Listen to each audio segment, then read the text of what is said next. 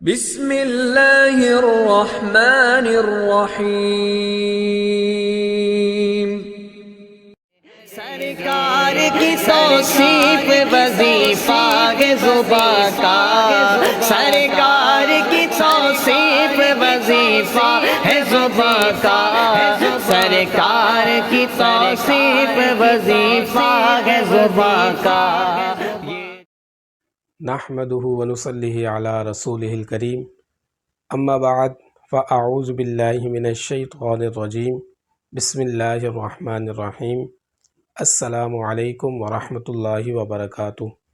میں آپ کا میزبان علامہ حافظ محمد فہیم مدنی، اور آپ دیکھ رہے ہیں القرآن اکیڈمی نیٹ ورک۔ اگر آپ نے اب تک چینل کو سبسکرائب نہیں کیا ہے تو چینل کو سبسکرائب کر لیں، اور لائک کمنٹس شیئر کرنا نہ بھولیں، اور بیل آئیکن کو بھی پریس کر لیں۔ اللہ تعالی ہم سب کو قرآن پاک سمجھ کر پڑھنے کی توفیق عطا فرمائے۔ ہم پڑھ رہے تھے سبق نمبر 2 حروف مرکبات۔ سبق نمبر 2 کے حوالے سے آپ کو بتایا تھا کہ مرکبات جو ہے وہ مرکب کی جمع ہے، اور مرکب کی تعریف یہ ہے کہ 2 یا 2 سے زائد کلمات کے مجموعہ کو مرکب کہتے ہیں۔ اور سبق نمبر 1 میں آپ کو بتایا گیا تھا حروف مستعلیہ 7 ہے، اور وہ ہمیں ہر حالت میں ہمیشہ پر یعنی موٹا پڑے جاتے ہیں۔ ہونٹوں سے جو حروف ادا ہوتے ہیں ان حروف کو کے بارے میں بتایا گیا تھا۔ تو سبق نمبر 2 جو ہے اس کا آپ نے آغاز کر چکا، اور میں امید کرتا ہوں کہ آپ لوگوں نے وہ 2 ایپیسوڈ دیکھ چکے ہوں گے، اور اگر آپ نے نہیں دیکھا تو اسے جلد از جلد دیکھیں اور سمجھنے کی کوشش کریں، تاکہ آپ کو قرآن پاک جو ہے وہ اچھے انداز سے پڑھنا آ جائے۔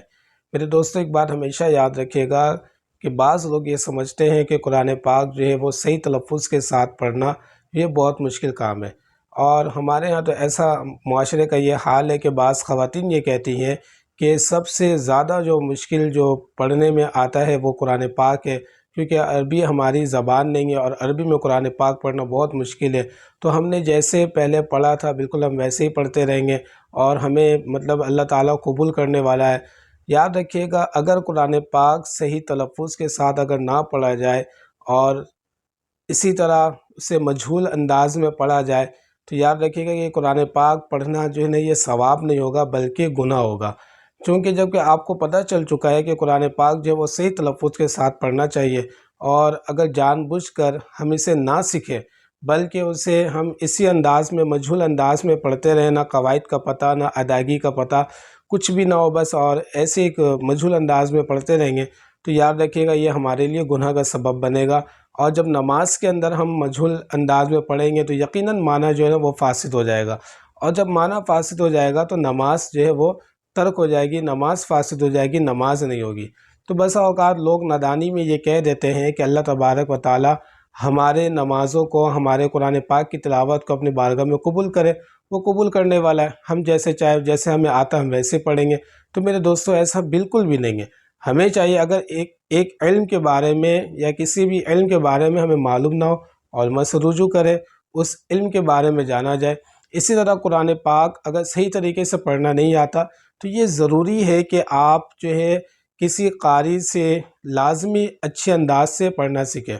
تو جو میرے بھائی آن لائن پڑھنا چاہتے ہیں تو ان کے لیے آن لائن کی بھی سہولت ہے۔ ہمارے کمنٹس باکس میں آپ جا کر لنک کو دیکھیں، واٹس ایپ میں رابطہ کریں، تو انشاءاللہ آن لائن بھی قرآن پاک پڑھائی جاتی ہے، تو آن لائن بھی آپ ہم سے رابطہ کر سکتے ہیں، آن لائن بھی آپ کو قرآن پاک کی تعلیم دی جائے گی۔ تو آئیے اپنے سبق کی طرف بڑھتے ہیں، سبق کا آغاز کرتے ہیں۔ تو حروف مرکبات سبق نمبر 2 ہمارا چل رہا ہے۔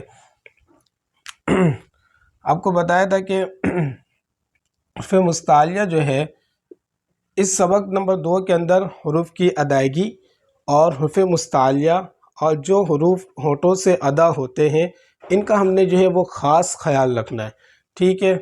تو یہ حروف مستعلیہ جو ہے اسے ہمیشہ ہر حالت میں پر یعنی موٹا پڑھتے ہیں۔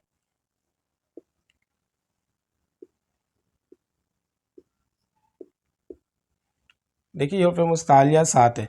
اسی طرح ہم نے سبق نمبر پچھلے ایپیسوڈ میں آپ کو یہ بھی بتایا تھا کہ سبق نمبر 1 کے اندر آپ جو حروف دیکھتے ہیں وہ اپنے اصلی شکل میں موجود ہے، لیکن سبق نمبر 2 کے اندر حروف اپنے اصلی شکل کے ساتھ صرف سر کے ساتھ ہوتے ہیں، اس کا دھڑ چھوڑ دیا جاتا ہے۔ آپ کو پہچان بھی کرایا گیا تھا، جیسے کہ یہ خواہ ہے، آپ اس سے دیکھیں اب اس کے سر کو جو دھڑ کو چھوڑ دیا گیا ہے اور صرف سر لیا گیا تو خواہ۔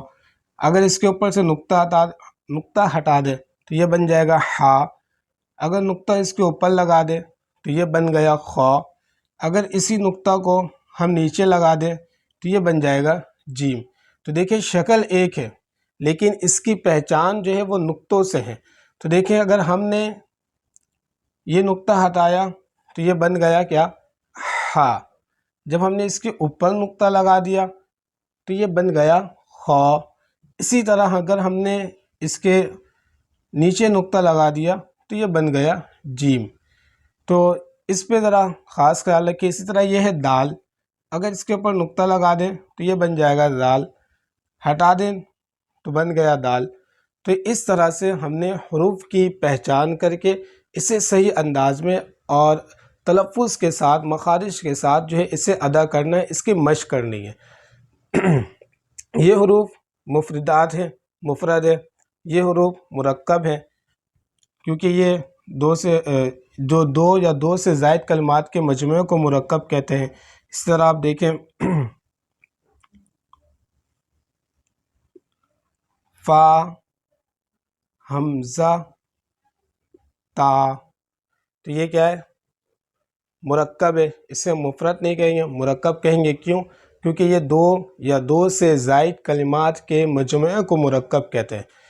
تو اگر ہم یہاں پر اب اس کی بھی پہچان دیکھیں، اگر ایک نقطے کی اضافہ کر دیں تو یہ بن گیا قوف، اگر ایک نقطہ ہٹا دیں تو یہ بن جائے گا فا۔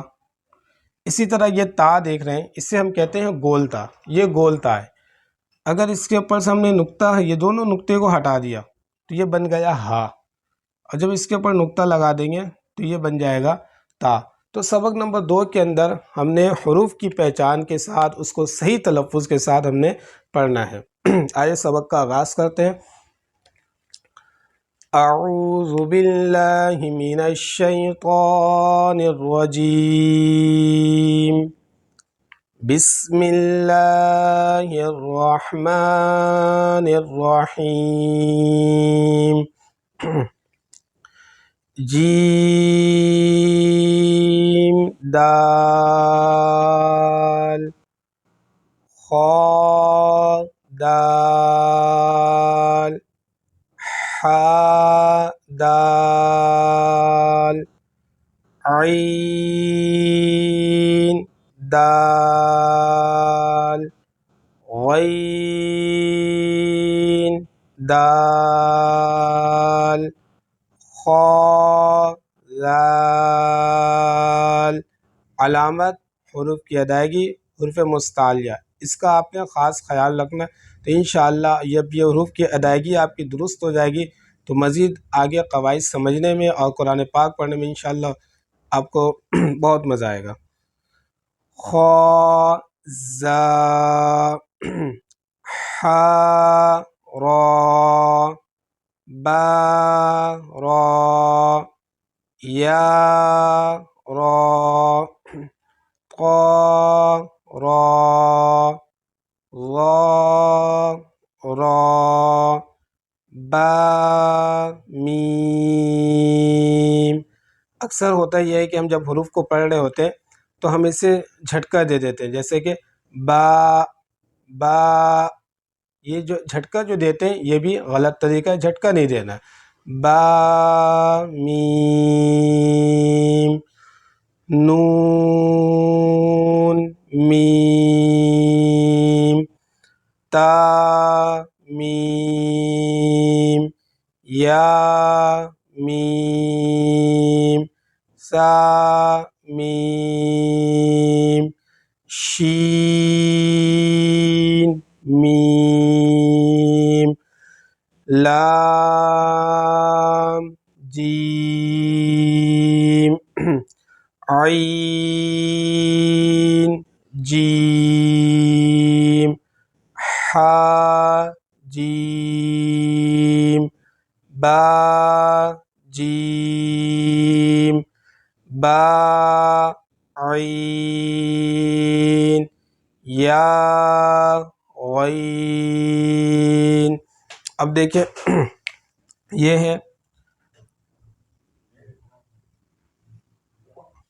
عین جیم۔ اب یہ دیکھنے میں معلوم ہوگا حمزہ ہے، لیکن یہ حمزہ نہیں، یہ عین ہے۔ اسی طرح یہ حروف دیکھیں، با عین، اسی طرح یا غین۔ تو اسے نقطے سے بھی ہم نے پہچان کرنا ہے، اگر ایک نقطہ ہے نیچے تو با ہے، اور اگر دو نقطہ ہے تو یہ یا ہے، اگر نقطہ ہے نہیں ہے تو عین ہے، اور اگر نقطہ ہے تو غین ہے۔